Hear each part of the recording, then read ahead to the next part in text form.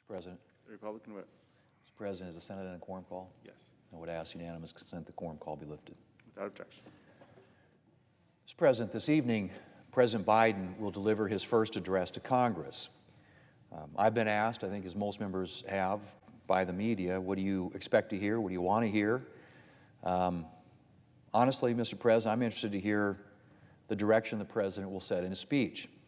The President's inaugural address leaned heavily into the theme of unity and bipartisanship. But unity and bipartisanship have not been a distinguishing feature of the Biden presidency. The President's first major bill, a COVID relief bill, broke the streak of bipartisanship on COVID legislation, a streak that goes back to March of last year.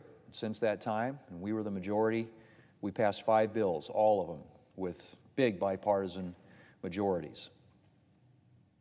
Under President Biden, Democrats shoved through a totally partisan bill filled with non-COVID related liberal priorities. Republicans were more than ready to work with Democrats on additional coronavirus legislation. In fact, 10 Republicans developed a COVID proposal and then met with President Biden to discuss it. But Democrats and the President were having none of it. It was their way or the highway on COVID legislation. No bipartisanship, no compromise. It was support Democrats' bill and its wasteful spending on non-COVID related priorities or be left out of the discussion. And Mr. President, as I pointed out, only about 10% of that, quote, COVID bill was actually COVID related. It was a deeply disappointing start to the Biden presidency and a betrayal of the unity that President Biden had pledged himself to in his inauguration address. But unfortunately, the Biden presidency has mostly continued along in the same partisan fashion.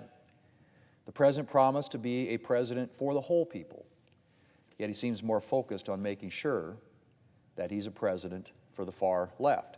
And you don't have to take my word for it. One of the leading voices of the far left in this Congress, Mr. President, recently stated that President Biden had exceeded, not met, exceeded progressives' expectations. Well, Mr. President, between Democrats and the White House, the first 3 months of the Biden presidency have been a long stream of policies and proposals that seem to have come right from the progressives' playbook. Proposals for tax hikes and more tax hikes and still more tax hikes to pay for new government programs like the President's Green New Deal-esque Civilian Climate Corps, a sharp retreat from border security with a huge crisis going on at the border as a result, a bill that would place unprecedented restrictions on the free exercise of religion in the name of equality, legislation to dramatically revise our electoral system to secure Democrats' hold on power. And the list goes on. Once an ardent defender of America's core institutions, the President recently established a commission to explore the idea of court packing. Perhaps the most outrageously partisan and political proposal we've seen in this century. Mr. President, from the way Democrats are behaving, you would think that the American people had elected overwhelming Democrat majorities and a president with a reputation as a strong leftist. But of course, that isn't even close to being the case. We all know that. Democrats have a razor-thin majority in the Senate and an almost equally thin majority in the House of Representatives, where they lost a substantial number of seats.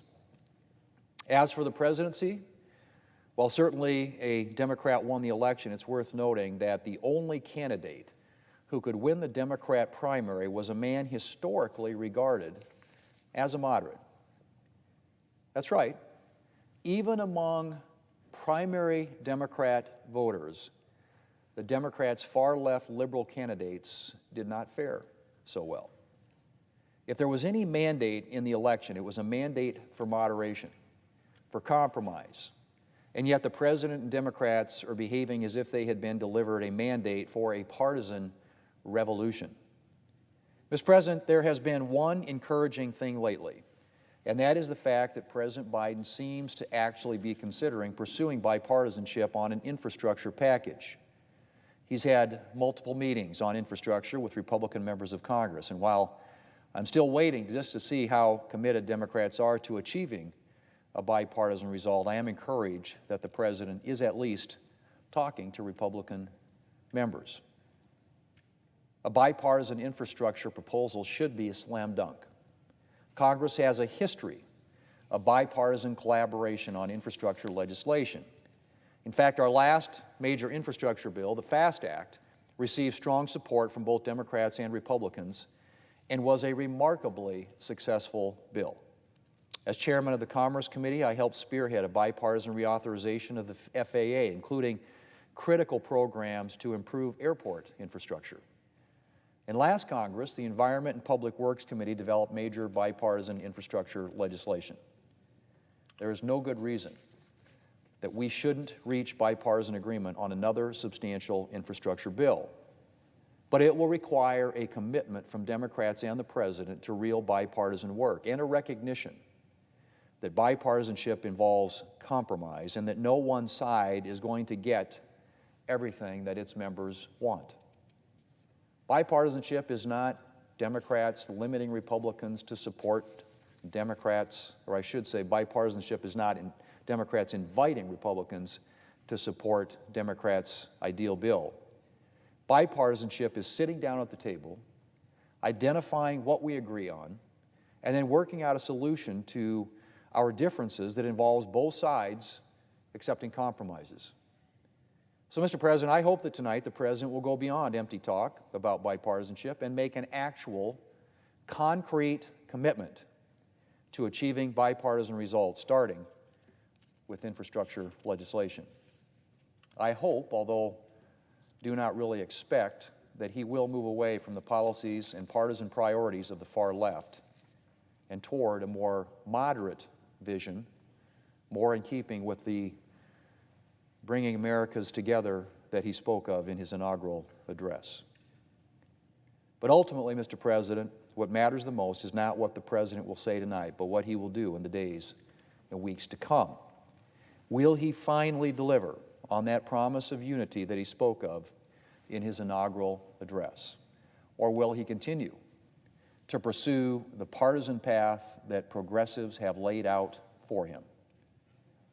Mr. President, for the sake of our country, I hope he chooses bipartisanship. Mr. President, I yield the floor and suggest the absence of a quorum. The clerk will call the roll. Ms. Baldwin.